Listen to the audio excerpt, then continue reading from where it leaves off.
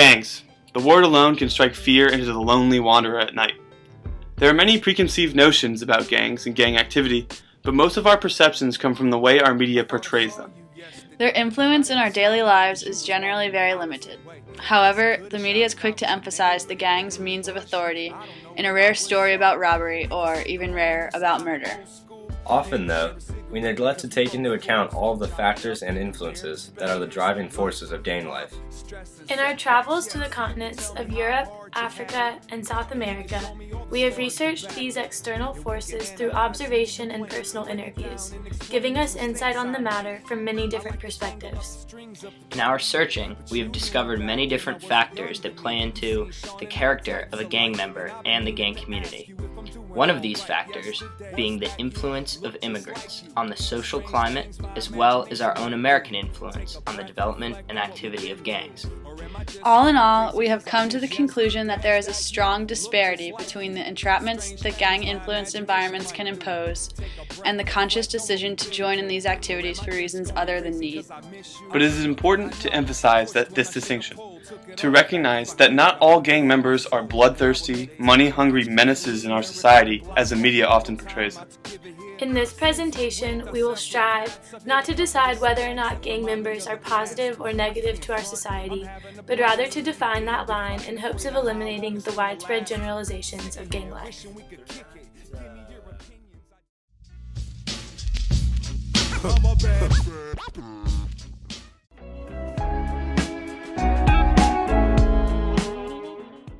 Of course, crossing by different graffiti in different areas, that's another thing that pops into, I think, our heads, like, is that gang related? We're so familiar with that, but you know, one thing I seem to have learned more is that my stereotypes about a graffiti being gang related don't necessarily fit to the ports we've seen. That maybe it's more politically motivated graffiti, or it's more of a norm of acceptance here to how to express your dissatisfaction.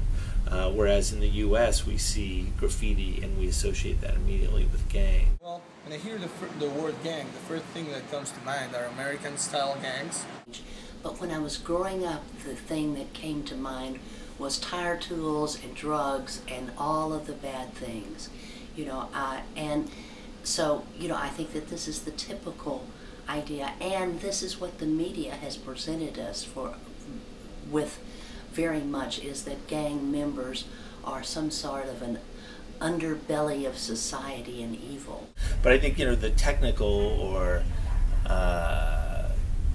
real definition of gang is a group that's organized around profit, essentially, through illegal means, and typically gangs are run by individuals in their 20s, early 30s, and they often use younger kids to carry through with organized crime.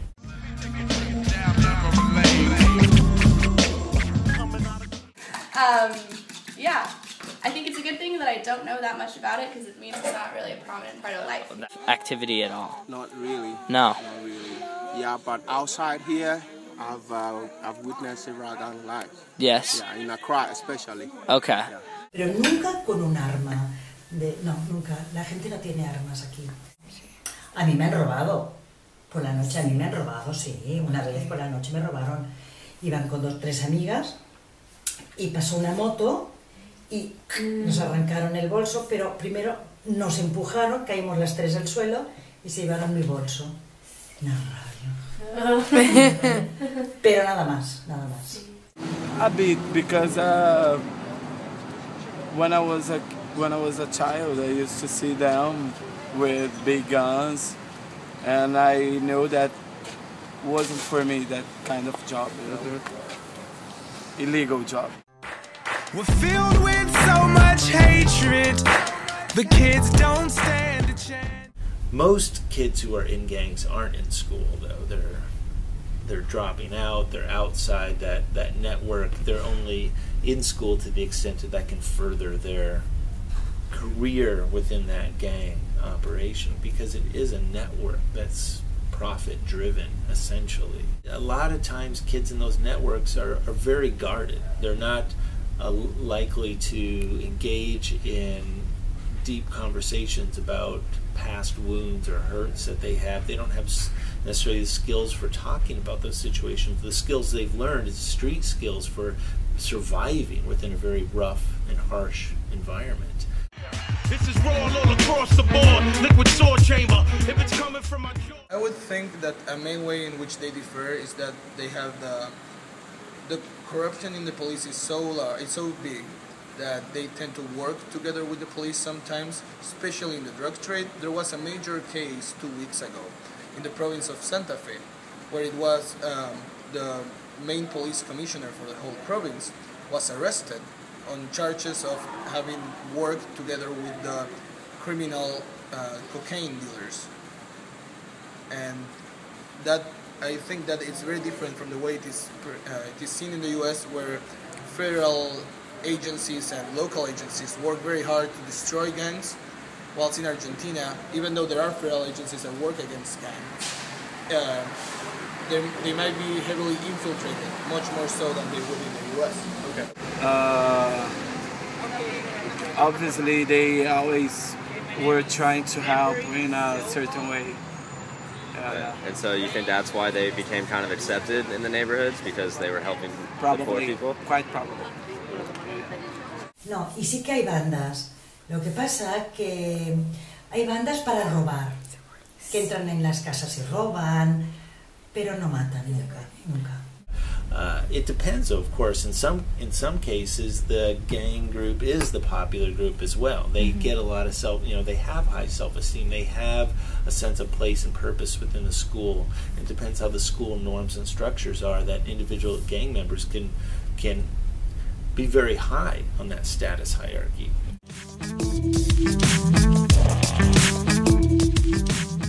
I think Argentine gangs are much more influenced by Central American gang culture, Mexican and Colombian, but also foreign factors, for example, cocaine coming from countries like Colombia and Bolivia, and how easy it is to immigrate, which is a good thing.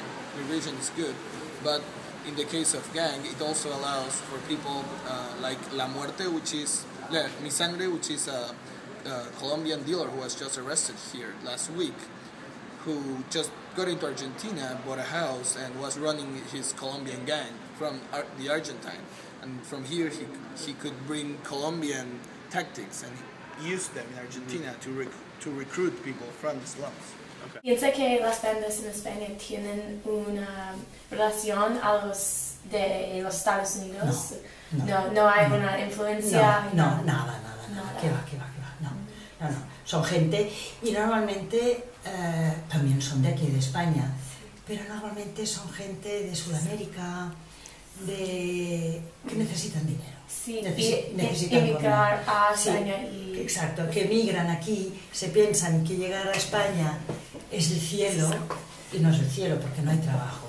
Vienen sin papeles, no son legalizados, y entonces roban. Sí. Quieren comer, roban, pero no matan. La gente no mata. I don't worry too much about gang activity here. As you've seen, there's more of kind of like a hippie vibe here. As far as Spain, I've run into some bad things more with immigrants than with like a formed Spanish gang. Okay. In Madrid, Barcelona, in Paris as well, in France, there are a lot of Senegalese. At least this is my opinion. A lot of people from Senegal and from Algeria. And I've encountered some aggression from them towards other people, towards tourists, towards the Spanish, but I haven't really seen a formed gang system. Okay. Just this aggression from the mixing of cultures, I guess, is what you could say it. Interesting. And when you...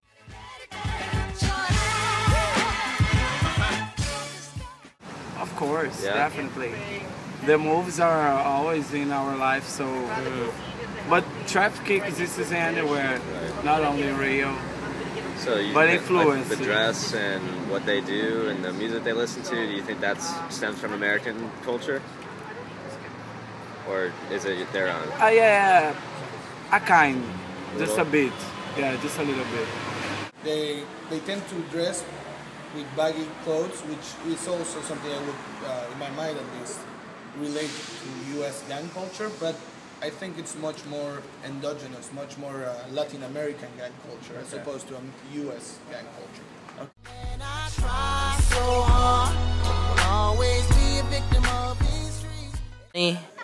Yeah, basically the major cause of that was the rural-urban drift. You have a lot of young guys coming from the rural areas, coming to Accra for non-existent jobs, and they get there and they are economically hard up, they don't have anything doing, and they end up engaging in some of these violent crimes for survival.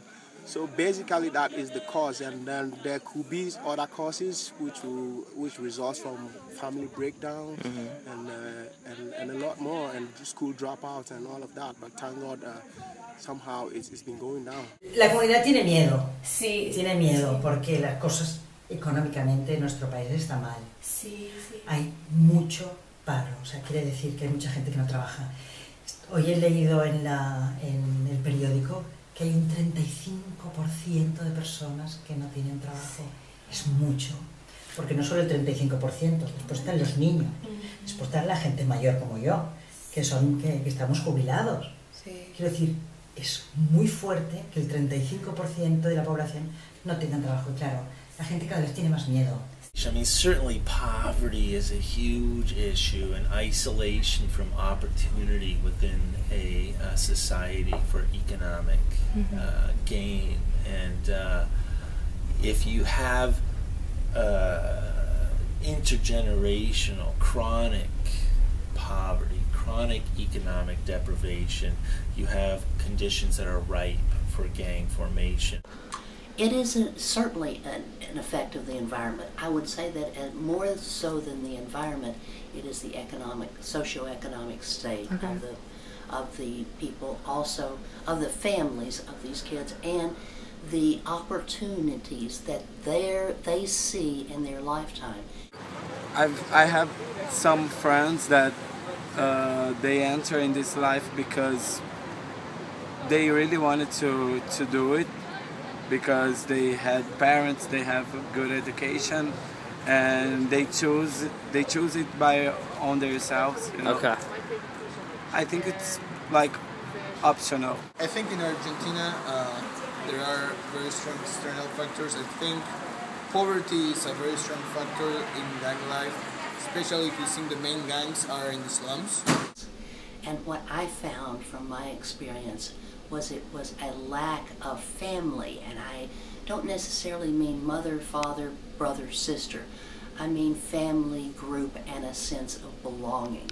And that's what they were able to find with the gangs, and that's what they were looking for, a nurturing. And it seems like, you know, that to have people that would want to be gang members would seem like a big macho thing, but actually in my experience I found just the opposite.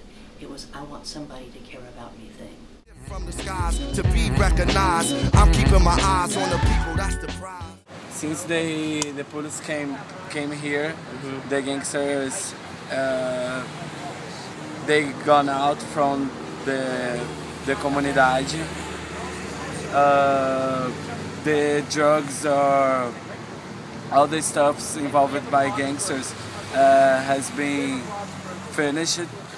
Thank goodness. Any of that in Accra? Accra is the capital of Ghana, as you know. Yeah. And it's one of the big cities in Ghana. And like any other big city in the world, you expect the gang life to be ripe, yeah. And there are special places in Accra that before you could not pass there at night because of this gang life.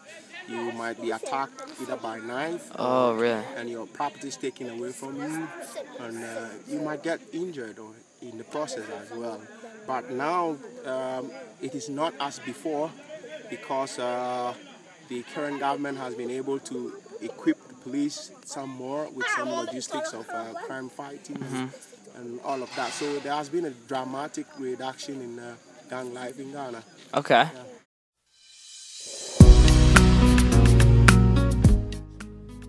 We have traveled the world in search of an answer to our question. Are gang members a product of the environment in which they live? The environment that grants little opportunity and hope? Or is joining the gang life a choice, a decision made by the internal desire to belong? Well, we have asked our question. And we have received many answers. For some, it is a choice. For some, joining a gang means joining a community, one that commands power and authority, often through crime and terror. But for so many, membership into a gang can mean survival.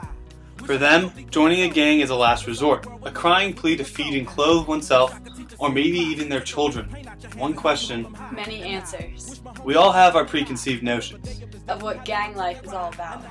But how do we really know? Maybe we should imagine walking in their shoes before we scamper off in fear.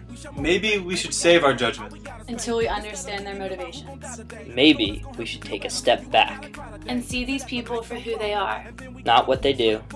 Maybe, just maybe, we can all live together as one big gang. Hopeful, yes I am hopeful for today. Take this music and use it, let it take you away, and be hopeful, hopeful, and he'll make a way.